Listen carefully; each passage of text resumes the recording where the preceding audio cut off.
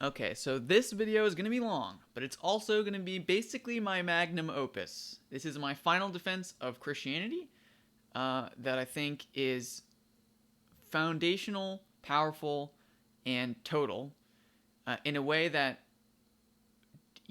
refutes the argument against Christianity and it as a religion that it is simply a social construct. And that religions are just social constructs, and what people mean when they say just a social construct versus potentially what we might be able to get out of the concept that they're bringing up here. When people say religion is a social construct, or when they're talking about anything that's a social construct, what they are trying to say is this thing here has no power. Or they're trying to say something like, we gave it power and we shouldn't. Or something like, we can do whatever we want with these things. They're social constructs. Right? So what they're pointing out when they say this is a social construct, specifically religion, is humans created this thing.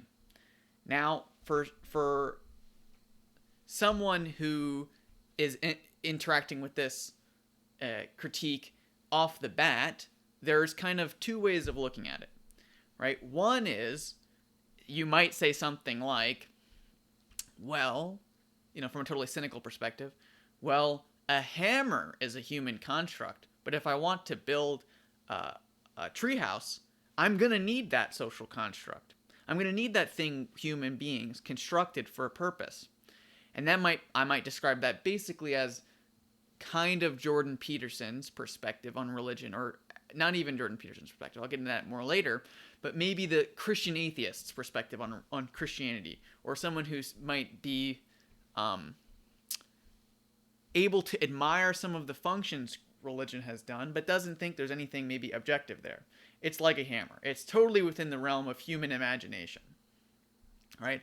And what you might say about all religions is they're made by humans for a purpose, and so we as humans can make them different if we desired to, right? And what someone might critique the Bible for is that it itself admits it's got a bunch of authors, they're not in coordination, they're separated by hundreds of years, even thousands of years, and a critical scholar can give you vague dates. There are great videos on Useful Charts channel, by the way, that I'll reference again later in this presentation, but also that give you the critical secular perspective on when these parts of the Bible were written. And it's not like the Bible doesn't tell you that these books are written at different times.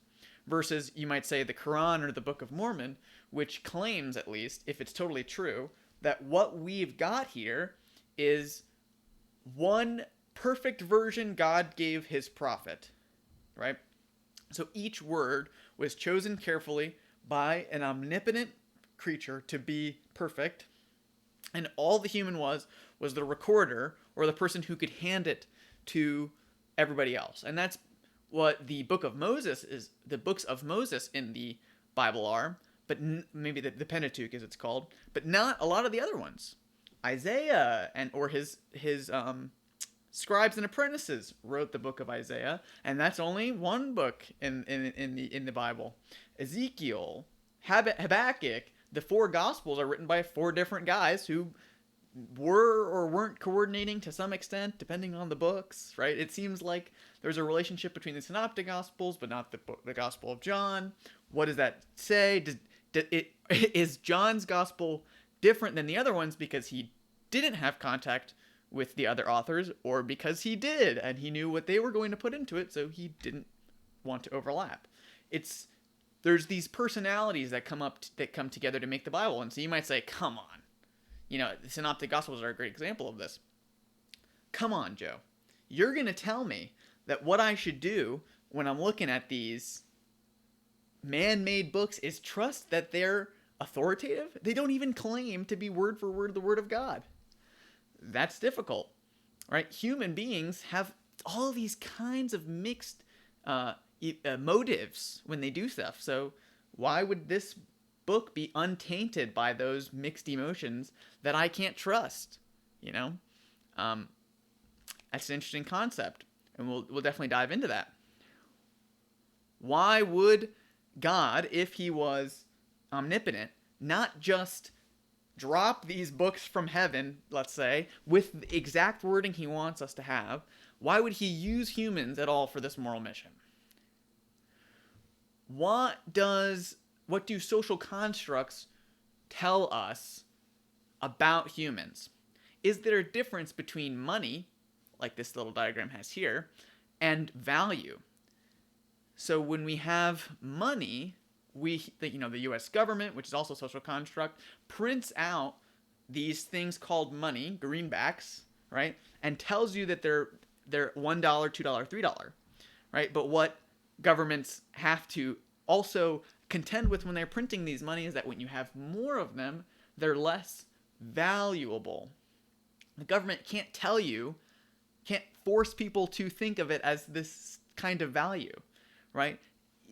When you have like this amount of money is backed in gold, what we're saying is this thing we all recognize as valuable is what we're using as the metric. Think about it like this. Why don't governments just tell you that a Big Mac is worth $2?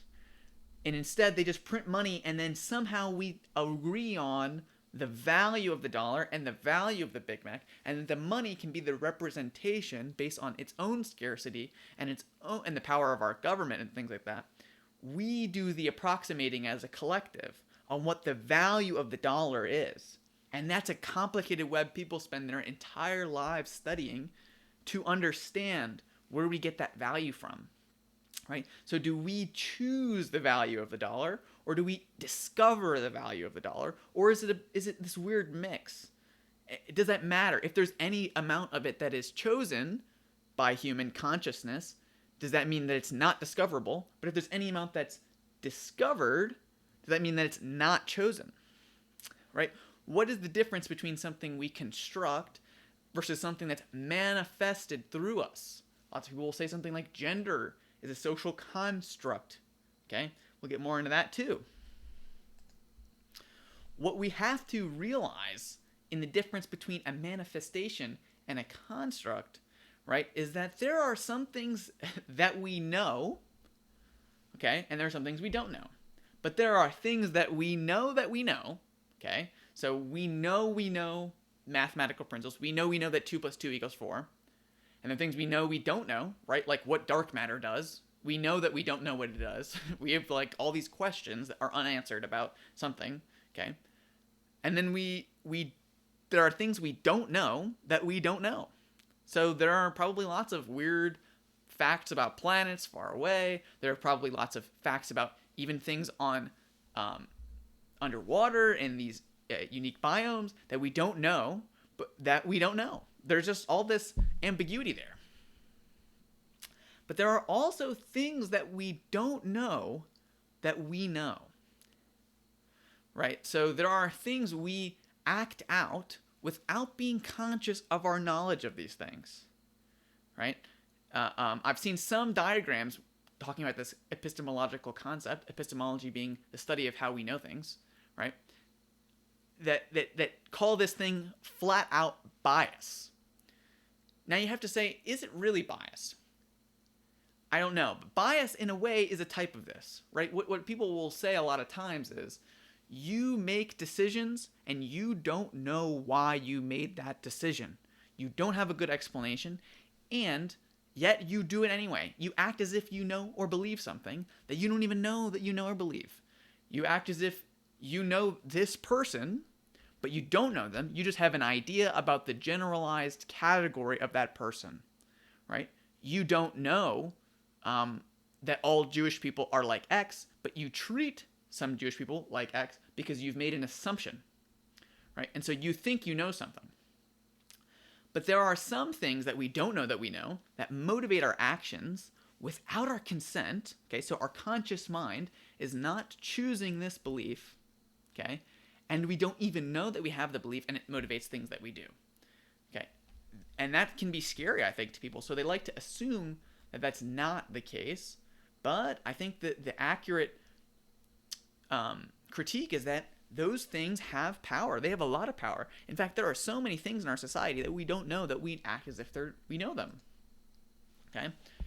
All right. That's weird. Okay? Now we also have to draw another distinction. What about the decision-making process that we make every day, okay, is our choice, okay? Is something a part of our conscious mind. When I say our conscious mind, we can tell that when you meet two different people, they've got a lot of different opinions on things, and they do things very differently than each other, right? One person can be described as wrathful, precise, calculated, right? Prejudiced or something, and someone else can be described as compassionate, okay, slow, all these other things, and they make decisions in different ways, and we have always been trying to wrestle with, why do they make decisions like that and I don't? Or why do they make decisions this way and the other person doesn't? And there are a lot of factors, and there's a mix of what we call nature factors and natural factors and nurture factors. And what these are a way of describing are the things that are outside of our control that compel our behavior, right? A lot of people will say, oh, you picked that up from your parents. And you might say, okay, that makes it nature. But did you pick it up from your parents because they taught it to you through action, right? There are lots of debates about identical twins separated from each other that are raised in different homes because they're adopted by different families are actually more like each other than identical twins raised together. Because probably they have to differentiate themselves. When they're living in the same house and their instinct is to do X, but they want to be recognized as their own unique individual, they might slowly shift into a different direction so that they can be differentiated and be treated as an individual, which they want, right?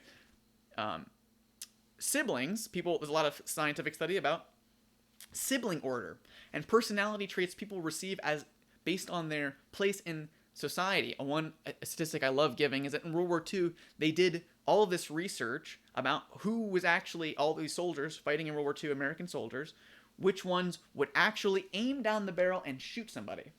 And you'd think it's, 50%, 60%. Yeah, I can imagine some people when they're shooting, they're just kind of firing randomly and they're not actually looking at anybody. But most people, you want to get the bad guys. They're Nazis, right? You just want to kill them. That's their point as a soldier. But when they did this research at the time, it's since changed because of this research, so they've done stuff to affect it. But I think about only 2% of soldiers during World War II, American soldiers, when they went to shoot at the enemy, were aiming down their sights, looking at somebody, right? Like you might in like Call of Duty, and they had somebody at the end of their sights that they were aiming at to shoot and kill. Only 2% of soldiers. And then when they broke those statistics, that percentage in half, it seems like about half of the people that shoot to kill were sociopaths. So they shot to kill because they didn't feel the guilt of putting someone at the end of their barrel. And the other half were older brothers of multiple siblings. They were the eldest, right? And so what you might say is, it seems like that place in your social organism gave you some kind of ability to hierarchicalize, and it has nothing to do with your moral ability. It has something to do with how you play out in the world, right? Because the way you understand your place and the way you understand your relationship to other people, right? Maybe as a protector is a lot of the thought that goes behind this, okay? And now, is the older brother, in that example with the soldier, is the older brother, when he's aiming down the barrel at the Nazi and he's firing, is he thinking, I'm approximating all of the people back home who need me to kill these Nazis like they are my children, like they're my little siblings that I'm protecting? Or is he just able to do it because of how his mind is a complex array of beliefs and understandings about himself and about the world, and because of the way he was trained as an older brother of multiple siblings, as a kind of leader, that he's able to make that approximation on the battlefield and shoot to kill, okay? And in a way, there's the upper and lower register. It's possible some of those older brothers would literally think that way, right? They would have understood themselves well enough to say, yes, I need to protect Americans like they are my siblings, right? And there are some people who probably couldn't explain why they're doing this. And in a way, that's the upper register. Paul van der Kuyt talks about this a lot. But there's something like the upper register of ideas, which explain the lower register, like our actions and the way we kind of make snap decisions. There's two different levels going on here. Okay. And so when we make a moral decision, we have to ask, is it this upper register decision or the lower register decision? And what explains that decision? Right? So you might say something like, all humans can be broken down into their lower register, core personality traits that they don't choose, and they don't psychologize themselves, and they don't make decisions, and they don't rationalize these things, and yet those features cannot be changed. So when we look at the bell curve of male activity and the bell curve of female activity, why are men more disagreeable than women, and why are women more neurotic than men? Okay, and you might say it's something like the essence of these sexual traits that evolve out of, or that are necessitated by, they emerge from the things that define our sex. So testosterone, or your chromosomes, or certain genetics that are unique to one sex or the other. And so that would be an essential trait, something that you can't choose because it's just a part of your lower register. You don't understand it. You can't break it down. Your lower register actions, okay, versus the upper register part of your mind, the part of your mind that is thinking rather than doing, and the part of you that constructs you. And there's a relationship between the upper and lower register, right? In a way, our thoughts affect our actions, and our actions affect our thoughts. But there are some things that are essential, and we can't abandon them. Some lower register features that we can't get rid of through thought, and there are some upper register beliefs that we can't get rid of totally through lower register thought. And those things we can't get, or lower register action, those things we can't get rid of are essential, and the things that we can construct are, in a way, constructive. Okay? And so when we talk about something like free will, what we're talking about is the conscious mind that constructs us as people and makes decisions. And so that has a value here, and that has a value here. And that brings me to, when we make a choice, whose fault is it, right? That's where all these conversations about nature versus nurture, upper and lower register, determinism versus free will, who makes these choices? And I think that Martin Scorsese captures this well in the character of Kichichiro from the movie Silence, okay?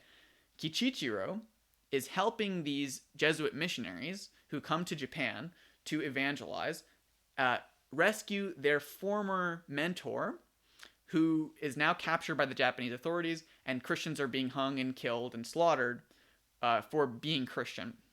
And Kichichiro has a mixed relationship with Christianity.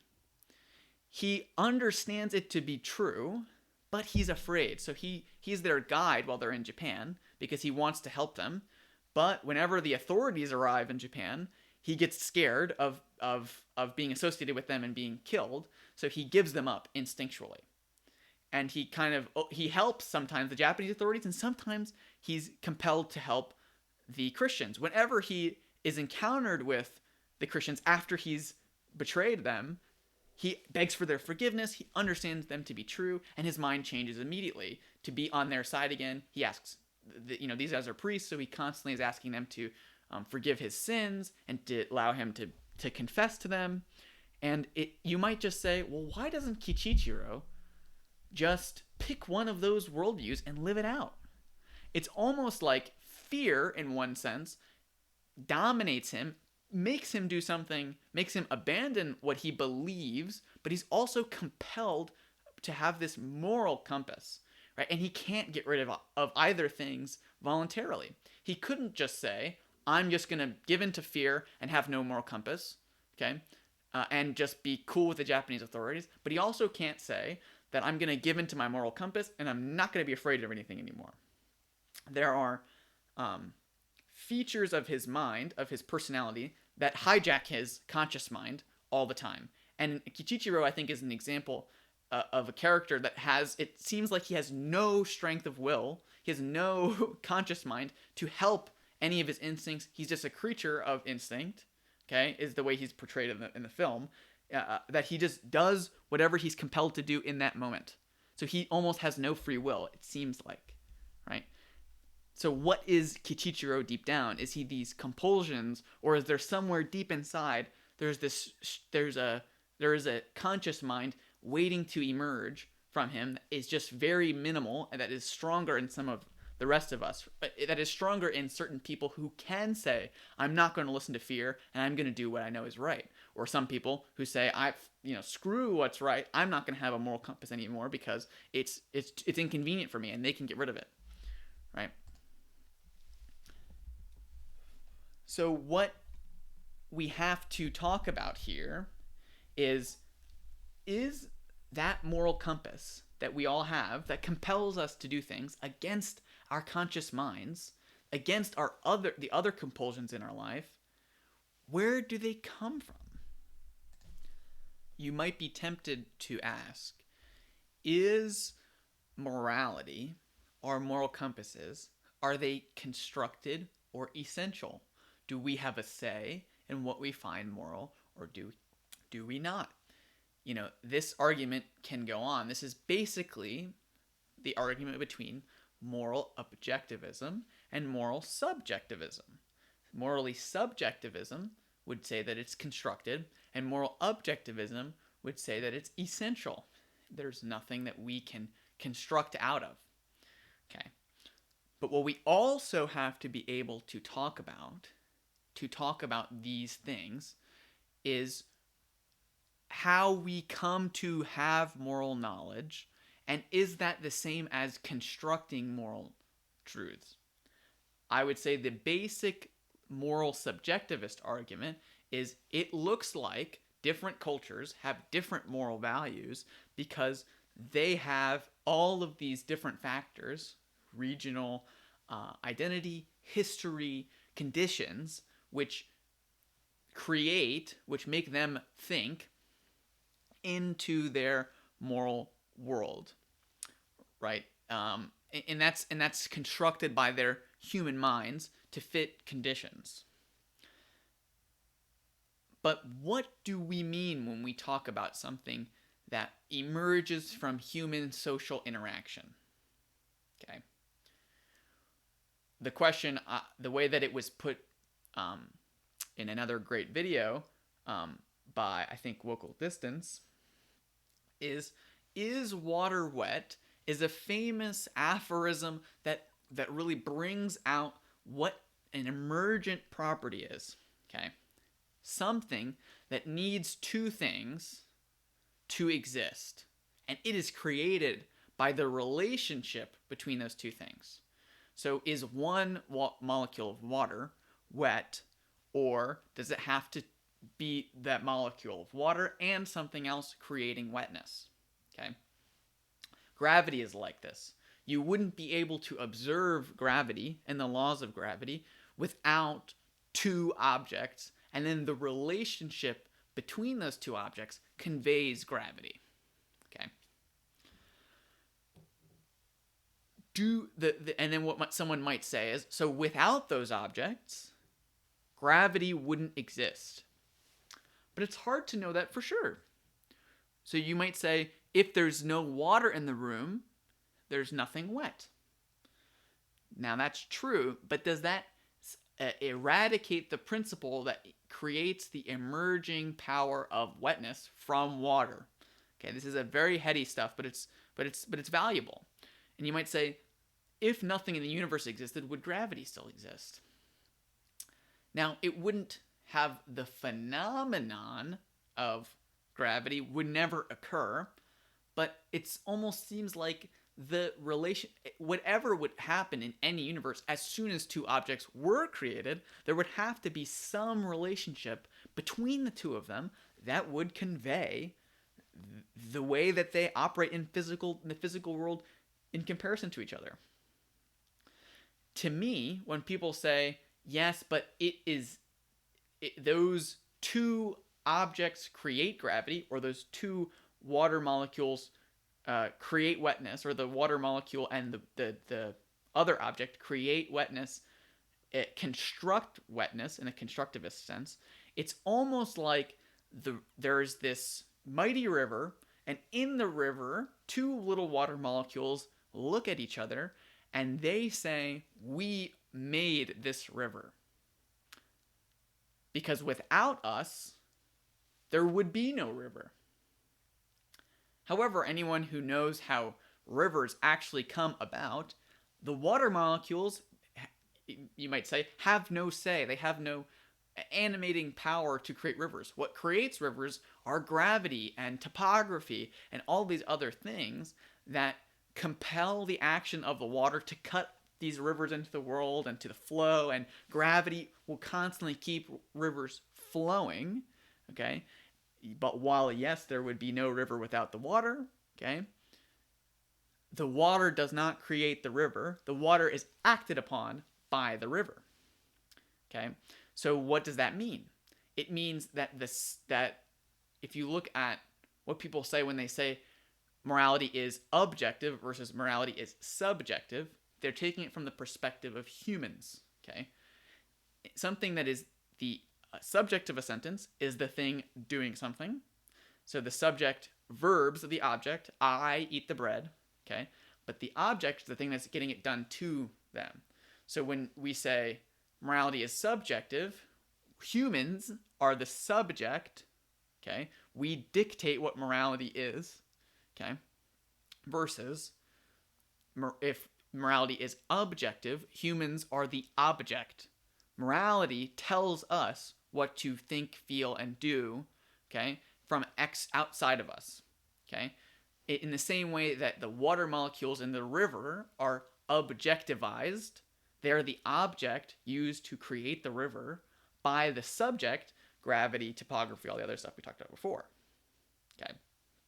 So when you say, well, morality couldn't exist without people, so humans construct reality, it's like those water molecules in the river solipsistically believing that they summoned the river into being, even though they're being objectivized by the phenomenon that ended up putting them in the river, okay? And they take their necessity as their subjectiveness, but really they're an object, okay? So when you say, I did this and I had no choice, Kichichiro, in the example I gave earlier from Silence, is constantly being objectivized. He's being made to do things. He's being compelled by fear. And he's being compelled by morality, on the other hand, too, by his moral compass. And so he is constantly being objectivized, and he has no subjective ability here, okay? So there are things that are emergent properties, you might say, like morality, that wouldn't exist without us. They come into being by our relationships with each other, right? Like wetness. And the phenomenon of wetness objectivizes it to be heavier or something like that, right? Or I mean, that's technically the water molecules just have weight and stuff like that. But if you might say something like, the river cuts through the land, okay? The water's not cutting through it on its own, and gravity isn't cutting through it on its own. What's happening is the emergent property of the subjects and the objects have created the river, okay? And that river is doing stuff. It has an effect, right? It creates this one-way experiential relationship, right? Where the emergent properties affect the world, okay? And so when we have the emergent property of moral rules and society, and it affects us, okay, we might object and feel like, crap, but don't I have a power over this? As a part of the equation, as the object, I have a say on what effect it has. But I think we will find that we are constantly objectivized, right, by these things against our conscious minds. But what does that mean? Okay? What we can't do is stop emergent properties, okay, when certain conditions are met. And the example I'll give is the accidental chair. Okay? Imagine somebody was just throwing wood together, hammering it randomly, and then accidentally made something you could sit in out of wood. It has 4 legs and a seat and a back. Okay? Now, the person didn't intend it to be a chair, but because the concept of chairs is objective, okay, right? Chairs can be sat in, and a chair, incidentally, is a physical object that could interact with me, right? Someone could throw a chair at me, and just because humans made chairs, it wouldn't not hurt, okay? And it can be interacted with, but the intention doesn't matter, because what does matter is the principles of chair are being exercised, right? When we talk about something like sex and gender, what is missing from the cultural narrative now is we might say sex is an objective fact, okay, and has all these things that go on with it, hormones, physiology here, anatomy, okay, which create gender, okay? And it's true that gender is a social construct, right? It's emerging from these interactions like the chair, in the same way that the chair is a quote-unquote social construct, but it's an essential emergent property. It's an emergent property that emerges from things outside of our constructivist mind. We don't construct gender, okay? It's not emerging from our conscious, rational minds in the same way that maybe a story does, right? So when Tolkien sits down to write Lord of the Rings, okay, he has full control over everything that happens in Lord of the Rings. He creates the social construct. When the writers of the Constitution sat down to write the Constitution, they constructed it, the social construct of the United States government, with their rational minds and choices that they made. And there was nothing forcing them to write one thing or the other. Of course, they had all of these considerations about how to get people to agree with it in that way, that it might be out of the control of any individual author. But what they're appealing to is this collective process of constructing something together. Okay. However, what someone might say about gender is that gender emerges from sexual facts. So men have more testosterone than women, and testosterone makes us stronger and larger and more apt for certain social functions most of the time than not having that testosterone. And women have estrogen, which does some other things that make women more apt for something else. And so human societies, in reacting to those essential properties, will create or act as if the gender roles that are entailed by those essential facts are objective, because those gender roles objectivize us in the way that if we ignore them, we suffer, and if we listen to them, we benefit. Okay, so there's something, and it's not like we can change it. You know, we can't go out of our way to rewrite the fabric of our essential human beings, not yet at least. Okay, and so we're constantly objectivized by gender, and people hate this feeling. I mean, there's really a sense in which when lots of people use the term gender is a social construct, they mean stop telling me what to do. You don't have the authority. We constructed this, and I hate being told what to do. I constantly am feeling objectivized by the concept of gender, and I wish I had more free will. I wish I could do whatever I wanted.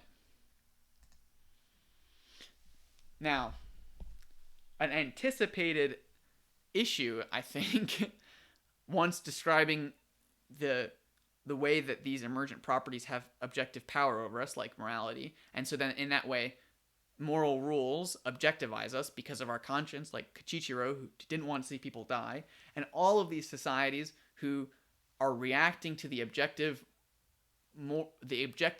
part of morality and being objectivized by moral beliefs, like don't kill, right? Don't rape, don't steal, okay? And then you might say, yes, but do Christians, the thing you're claiming this is proof for, think of objective morality in that way? Cale Zeldin in this video here that he did with Paul Vanderklay basically says that talking to a room of Christians who talk like the way I'm talking now, says we're weird Christians. most Christians don't think this way. Right? And they talk about Paul Vanderklay. They talk about John Vervaeke. They talk about, who's not really totally Christian. They talk about Jonathan Peugeot, who talks kind of in the symbological way of talking. And you say, yeah, but they don't act like this. People, when they talk about the moral laws, say, it's objective, God gave it to me, that's enough for me. They don't say all this stuff about sociological principles, and it's objective because I have no control over it, and it's essential emergent property and not a constructed emergent property. Can most people talk the way I'm talking and still act as if these things are true? I think you'll find that there are lots of people who think a lot, and that makes them have trouble acting these things out, right? I think Jung and Joseph Campbell, who talk a lot about these emergent essential properties, right? Why did these stories repeat themselves over human history? The stories that say something about heroism, right? Campbell is very obsessed with this hero's journey and all of the implications of the hero's journey, and what do they relay about the universal human experience, the parts of the human experience, the lessons we will always learn by living our lives, that will be forced upon us, the moral lessons that we do not construct, but instead are receive from living out in the world. But lots of people believe that intellectually, and yet they don't act it out, right? Is J.K. Rowling the same as Harry Potter? Has she acted out all of the moral principles that she understood when writing Harry Potter? Is Joseph Campbell a hero because he can tell you what the hero's journey is? You know, there's a difference between Joseph Campbell, in my opinion, and a World War II soldier who lived it out. Would the World War II soldier be able to tell you, oh, actually, I'm being compelled about the American World War II soldier, the older brother in the example I gave earlier? Would he be able to tell you why he believes all those things? Or would he just act them out as if they were true all the time? The upper register of thinking these things and a lower register of doing these things are kind of out of whack here. What is evidently true is that these upper level beliefs, okay, that break down the symbology of these things, end up filtering into the understanding that society has that informs actions and moral decisions. And so what I think I would say, or I think might be alternatively said, if all of this is conceded, is, okay, Joe, Christians don't all believe this, yes, but some Christians did, okay? I can grant that. And it seems like the stories that the Christians were telling might have had a closest approximation to the best possible descriptions of those essential emergent properties. Fair. I can grant that lots of societies have similar flood stories, and so that those flood stories across the world, right, might say something about what happens to societies who lose moral principles or something like that, right? And that those stories might say this. But does that make Christianity a monopoly on truth? It seems like Christianity is dying. So if these kinds of statements about emergent principles are proven true by people being compelled by them, it doesn't seem like Christianity is compelling as many people as it used to anymore, right? So maybe Christianity was a close approximation, and we're going to move forward, right? And we'll do something that's different than Christianity in general. But what that doesn't understand is that the way we have these continuing revelations of essential properties is evolutionary and inclusive.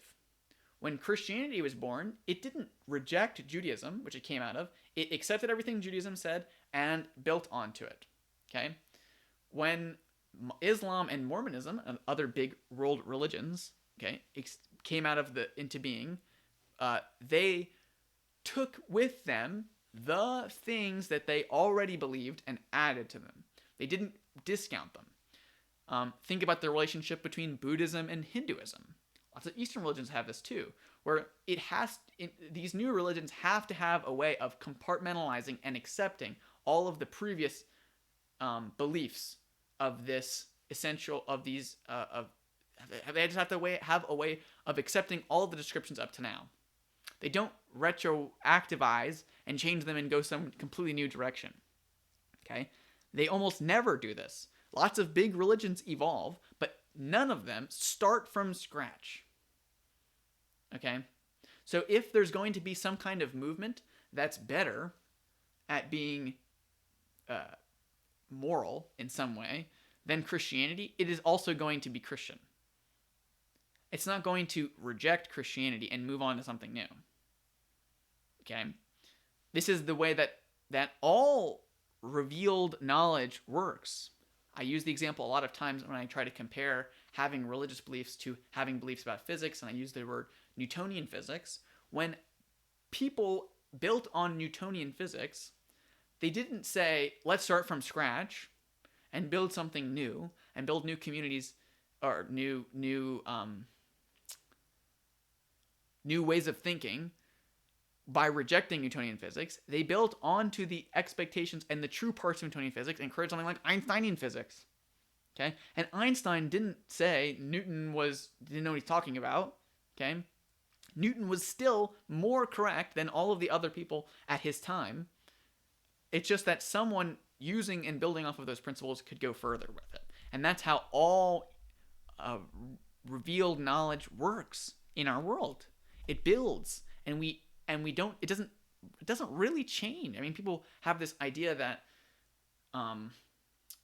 especially when looking at like the Old Testament to New Testament, right? There's the Old Testament God, and he's kind of different than the New Testament God, right? He's wrathful, all these things, and so society changed, and what Jesus did was he changed the rules. But every single time someone accuses Jesus of doing this in the Gospels, he says, "You're silly. I came here to fulfill the law. I did not here to condemn the law, but to accept it. Those who believe in me are not condemned," and all these things. He's building on it. Paul says the same thing, right? When he redeemed the earth through his incarnation and made material things good again, okay, that's why the kosher laws no longer have to be kept, because he's playing in the boundaries. He's accepting that there was all these things in the world that were full of impurity that he is making pure. He's playing on all of the Old Testament prophecies about the Messiah. He's playing into. He's fulfilling. He's going the next step in the presuppositions that they already had and building a new emergent philosophy. And the fact that lots of people are compelled to believe certain moral facts that seem to align with Christianity show that it's hitting it's hitting it on the head, right? There is a difference between the way that Christianity spread and other religions like Islam spread.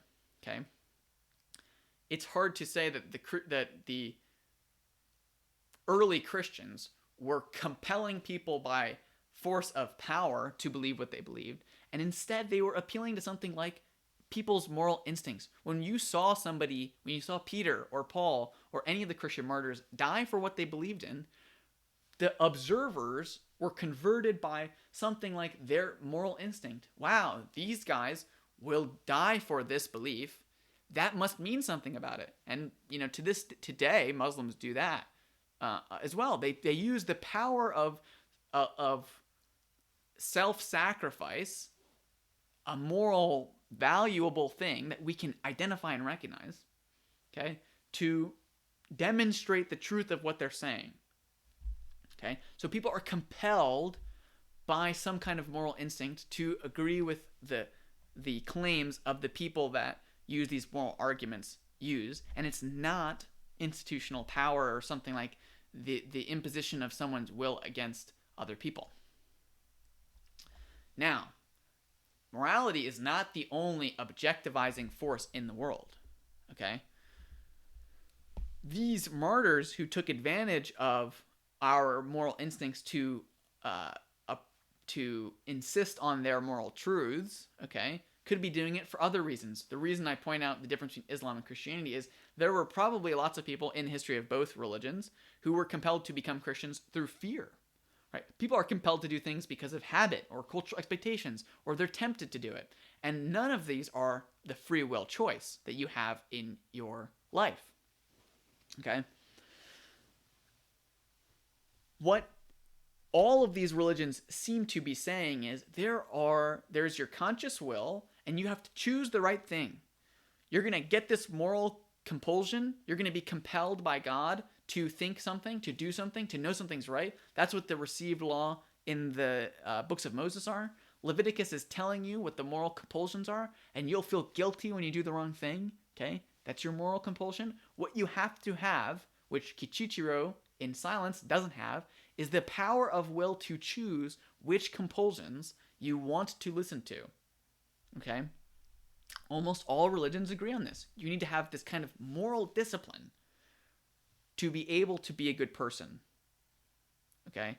You need to have the power to overcome the other objectivizing forces to pick the correct objectivizing force.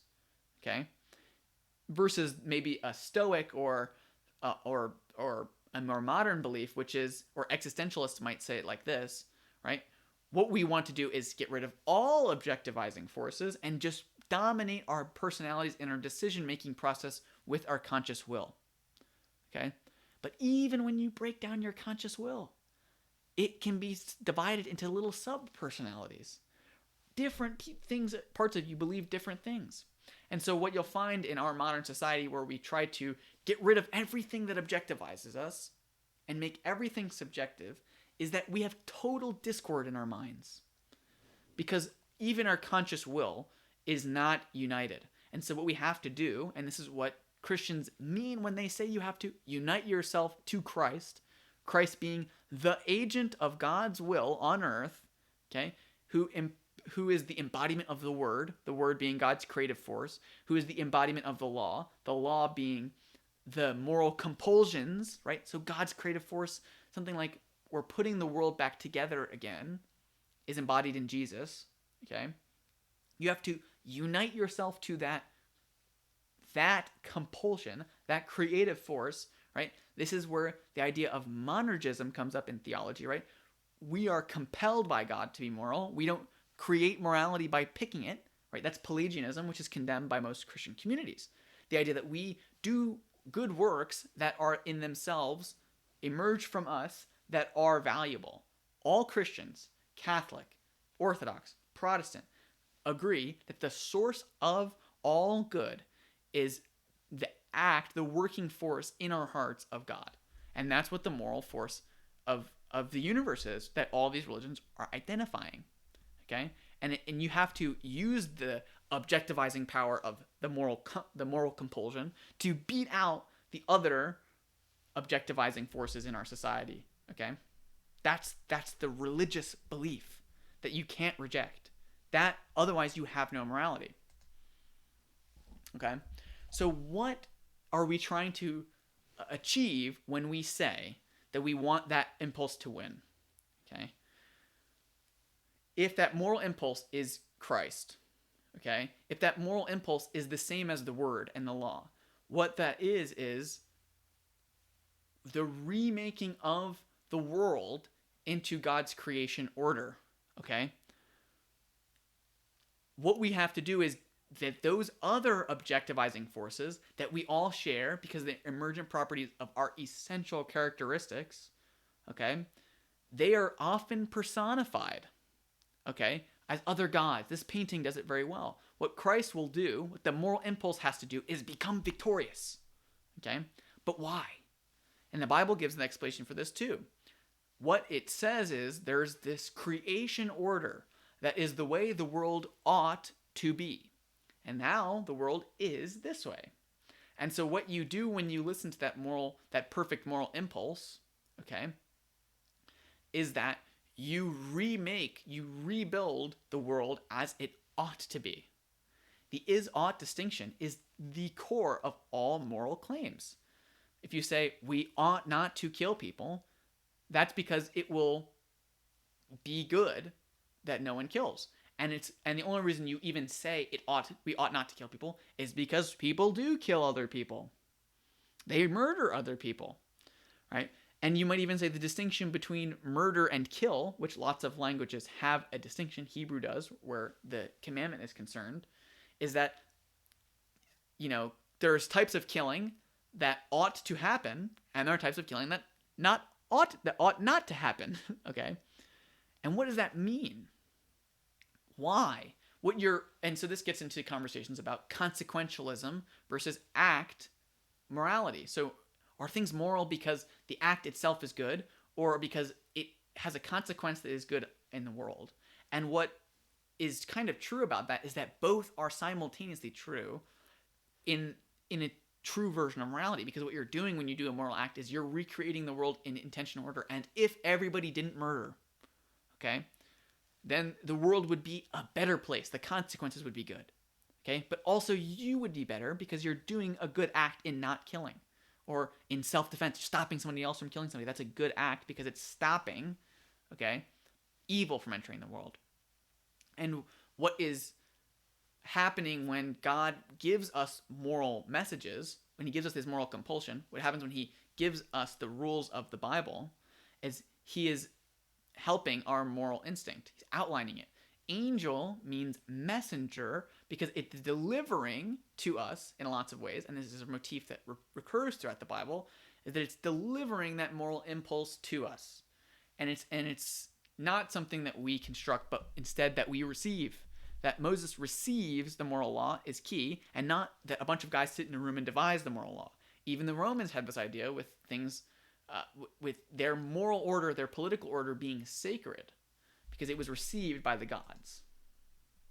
Okay.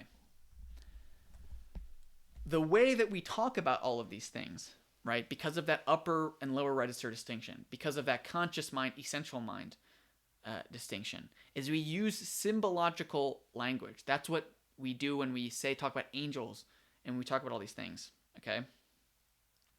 And that fact that we operate in a symbological world, okay, full of symbols that convey all the stuff I just said, okay, that convey that moral compulsion, that personifies it, right?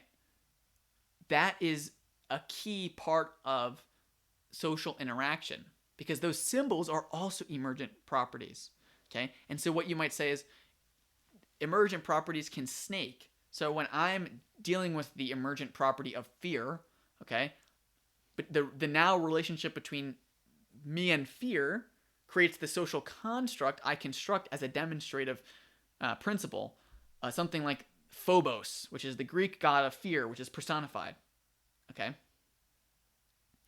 And so when we kind of try to break this down constantly, and we don't accept these symbols, okay, we miss out the way to talk about these things. People will point out language or something like that is a social construct, but that only demonstrates the necessity of accepting symbology. Okay? We use symbols to communicate. That's why we have languages. And languages are the first step of approximating explanations of experience, and then there's sometimes secondary steps. Why is the dove a symbol of peace? Right? Why is the olive branch in his mouth? That's a reference to the story of Noah, where the dove brings back an olive branch in his mouth to show that dry land has been exposed again on the earth, and that he can pick up the olive branch from the tree. And so you can break all those symbols down to and each of those symbols communicates some kind of fact. Okay? And what people are so bad at doing now is accepting symbolical language that they don't want to accept. Okay? People hate this kind of conversation, and they want everything to be broken down for them like I'm doing it now in order to be compelled to accept it. So instead of receiving the story of Noah's flood and accepting all of the symbological language there, okay, very educated people usually don't want to accept that lesson. They have to have every part of that story desymbologized. They have to be told, oh, and dry land, the reason that dry land is here and water is here is because water represents cleansing from sin, and the dry land represents the part of creation that humans will be exposed to do their work again. And that humans, after that diversion from the true work, can now return to the work that God intended them to do. And olive branches and olives are all part of the symbol of human work. And then lots of people, once these things get explained to them, go, oh, now I see the value of these things. That's what Jordan Peterson does a lot for lots of people in our world that tends to reject symbols. Okay? Because what happens is for people who feel like they understand everything immediately, when they don't understand symbols, assume that the problem is with the symbols and not with them. Okay? And what they condemn are people who act without thinking, without this breakdown of the symbols, that live on in a symbological life, what they might call parochial people, who everything they do, every communicated fact is symbols, right? Everything they base their decisions off of is this entirely symbological world.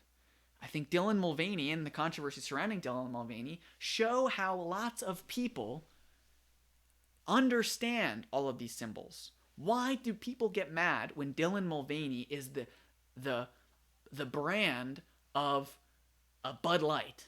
Okay, conservatives get mad because and I think conservatives tend to be very much more symbological language people than liberals do in modern world. Even though I think we'll get to lots of people will complain about social justice warrior type people, the woke type people, is that they've in some way recreated their new symbology. And lots of people like Jonathan I'm forgetting his name, McWhorter, I think his name is, will complain that wokeism has become a new religion. Wokeism has its new symbological language.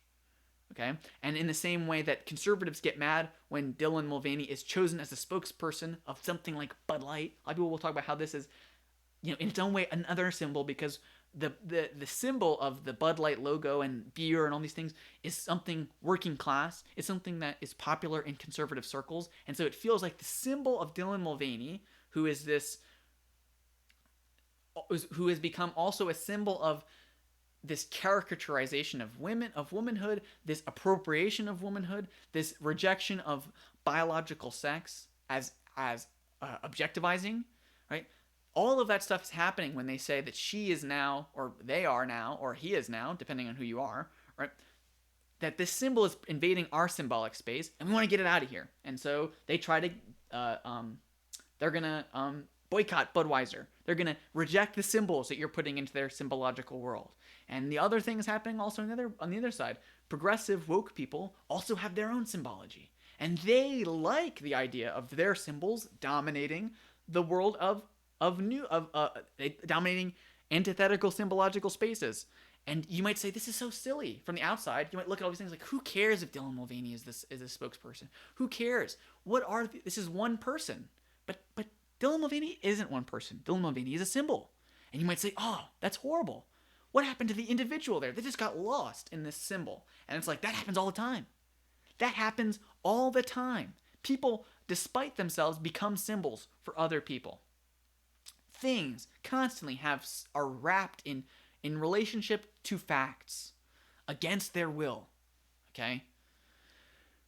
And what I think the new atheist movement, or you might say the modernist movement, or you might say the educated coastal elite expectation is that things will not be symbols anymore. And that the best way to understand the world is without these mediating symbols, and to just look at everything, quote unquote, as it is, right?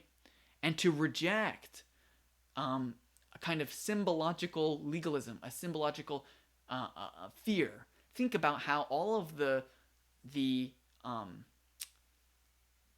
folk tales and mythology in the Christian world, what's happening a lot of times is that this community will have all of this symbological language for something like dwarves. Dwarves are kind of this, in German folklore, they represent this. They have a relationship to dreams, and they have a relationship to all these other things, and they represent this kind of. They have a relationship to work and to greed and to shiny metal objects. And you might say, what do these things have to do with each other? And that's because you're not operating on the unconscious, emergent, unknown knowns that the people that are accidentally breathing these stories into existence are doing without even realizing it. And they're using these symbols to communicate the unknown knowns. The things that they know, but they don't know that they know. Okay? And in Christendom at the time, the Catholic Church, Luther was very big about this. They want to get rid of folk stories. They think these things are demonic. They're realizing that these forces have their own objectivizing power. These stories have grips over people. Think about the parent who makes up a story, I guess you could say, about like the Grumpkins and the Snarks and the evil things that will bite you if you're a disobedient child. And they're using that to convey bad things will happen when you break the rules. And yes, I can't force you to believe that now, but I can approximate that understanding through this story. Okay? Through the use of symbols, through the use of monsters and things like that have all of these other symbological values that you do recognize in your conscious and subconscious mind. That you know that a Grumpkin and a Snark is bad. You have that symbological equipment and language already built into you that I can take advantage of to convey an idea. Okay? And what the priests were doing was they were trying to get rid of all these other objectivizing forces so that we could get to the truth, right? So that my understanding of the world, right? The Pharisees do the same thing, and I think what we're seeing now a lot of times is these very educated, weird people, if you look up the acronym, Western, European, industrialized, rational, I think democratic is what it is. All of these people want to get rid of these symbols because they are recognizing objectivizing forces in the world that they don't want to recognize. Okay? And that's scary. And that's what the Pharisees are doing. When they don't recognize Jesus, despite him doing all these miracles, despite the objectivizing power of Christ, he is making the blind see, he's making people walk, he's doing miracles. This is what all the prophets do, is they say, you can't deny what I'm saying. I'm going to objectivize you. I'm going to compel you to recognize this true statement that I'm making through showing you, through compelling, and people don't like being compelled. And that's the problem with the Pharisees, and that's the problem, I think, with people who want to rationalize the world, is that they think that by not recognizing these symbols, they will have power over them, and instead the reverse happens. And that's what's happening with the wokist movement that people are complaining about. They thought we would get out of this. I'm going to go back, actually. They thought we would get out of this symbological language, and then they found out we just got back into it again. Right? Think about my video on the way that ContraPoints talks about the moral landscape, us versus them. And they're not apologetic about it. They're not apologizing for thinking about us versus them, because there are evil people who are symbolized by XYZ characteristics. They're white is a symbol, right? They're rural, which is a symbol. They're conservative. They're Christian. That's a symbol. For all of these other things that you know that when I say the word deplorables, that's a symbol that recognizes some phenomenon about the world, and that what we've done is we've wrapped that symbol up into a cultural understanding of what it is. And don't get me wrong, these approximations and these symbols, as evidenced by what I'm saying now, can be unreflective of the world, and they can get caught up in cultural expectations. And the way that you know that is that they're not the only objective things. Look out here. There are all these other things that are objective forces which can create, symbological language that aren't the moral force of the universe. Fear, temptation, cultural expectations, habits, and hate can compel us in that same way. And so the use of symbological language animates true facts. It animates objectivizing forces, things that compel us to act, okay? And polytheism, in the world that the Christianity emerged into in the Greek and Roman world, was already doing this. Think about the Iliad. If you read the Iliad, what will happen is someone will say something like, and Athena carried Paris off of the battlefield.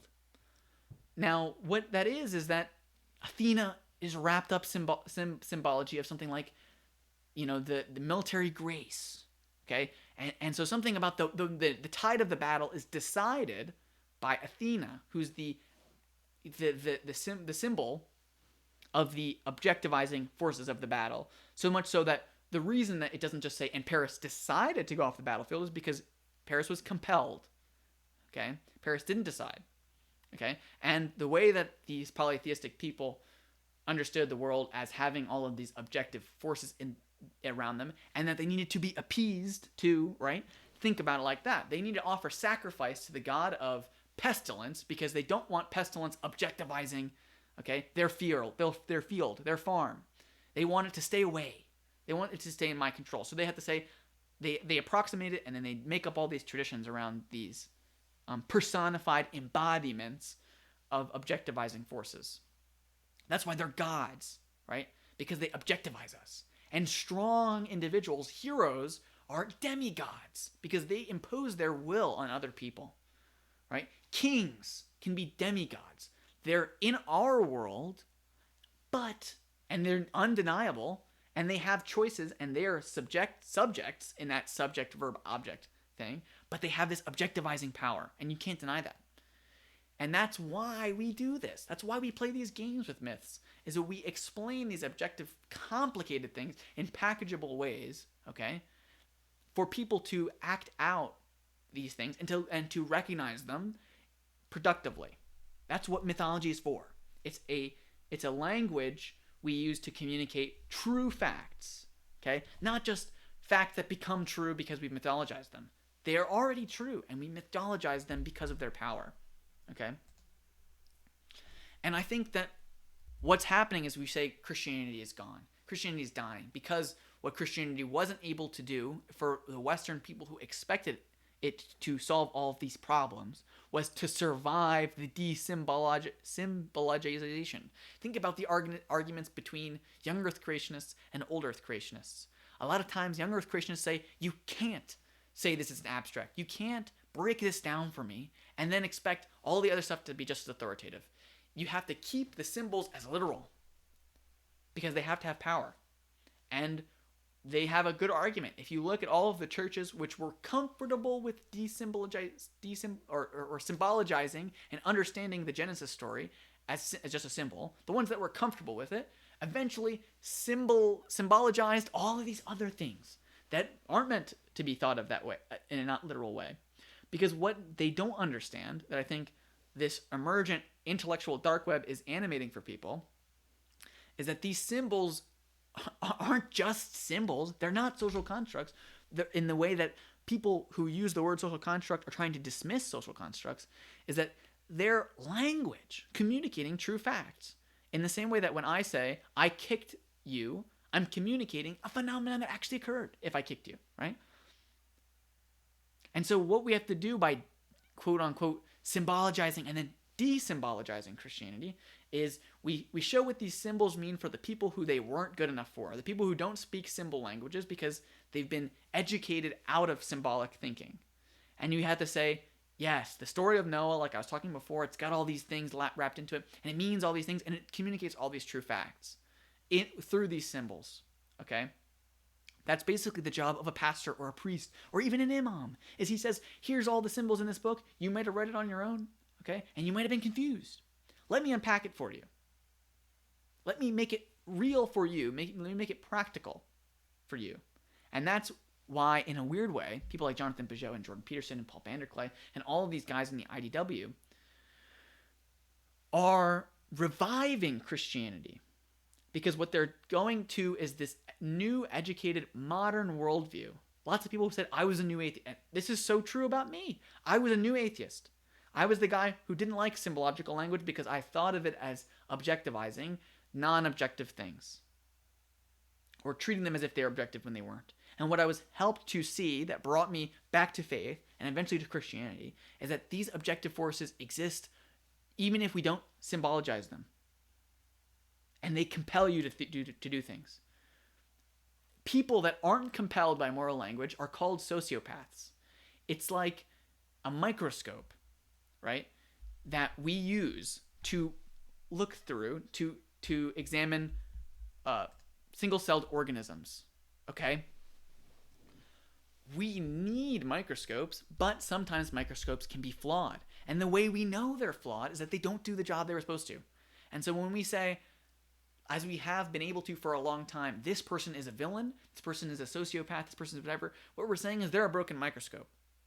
usually we all are built in with this ability to examine and to be compelled, right, by these objectivizing forces, okay? And the people who aren't compelled by them are breaking the system. So humans, in a way, are the only way we can see morality, because humans make choices like God does. Okay, so you have to be able to make a choice to say what something ought to be, because otherwise there just is everything. So, right, morality, at the core of morality are is-ought distinctions. The world is this way, but it should be that way. Okay, so you need to be able to choose to be able to make things into an ought. Okay, because what humans can do is become the subject. What we do when our conscious mind conquers all those other objectivizing forces like fear and hatred, okay, and even for the Stoic, okay, is you're turning yourself into a powerful subject. You're creating the power of will to be able to make a choice, right? And what Kichichiro was condemned to was because he had no subjective power. He had to do whatever he was compelled to at any given moment. And so the moral objective is to be able to discern those objectivizing forces and pick the one that is morality, pick the one that describes a moral process. And so when you say, but humans being involved, like in that river analogy before, humans being involved means it's subjective. If we couldn't have morality without humans, then, right, then morality is subjective because it relies on human existence. It relies on the human subject, okay? But that's like saying microbiology has microscopes written all over it. It's tainted by the flaws of microscopes. Yes, but it's not that biology wouldn't exist without microscopes. It's just that microscopes are our only way of knowing what's going on that field. And so humans are the same way. That humans, without humans, who can be vectors of all these competing objectivizing forces and that have a free will, that's the only way we can even know what these moral forces are. The only way we can make an is-ought distinction. Okay? And so when you say something is a social construct, or that it's tainted by human ingenuity, you might be right. What we have to be able to say is that there are some objectivizing forces worth recognizing and some that aren't. We use moral language for some of the things that objectivize us, and we don't for others. And we have to be able to admit that, right? When we do something because we're afraid, we don't do something because we're afraid, we feel guilty. Because we don't recognize the moral authority of fear. And when we don't do something that we know to be right, we feel guilty. Because we do know that it ought to have happened. So that feeling of how things ought to be is compelling us to certain actions, which makes it an objectivizing force, and it turns us into objects. And the only way to be able to listen to that objectivizing force that will remake the world into a perfect creation, okay, is to have the power of will, to have a powerful conscious mind that can conquer objectivizing forces, but chooses not to conquer, but to listen, to be conquered by the moral objectivizing force in the world. And if there is this moral objectivizing force, there aren't societies in the world that don't have moral language, because all of them have examined this moralizing objective force.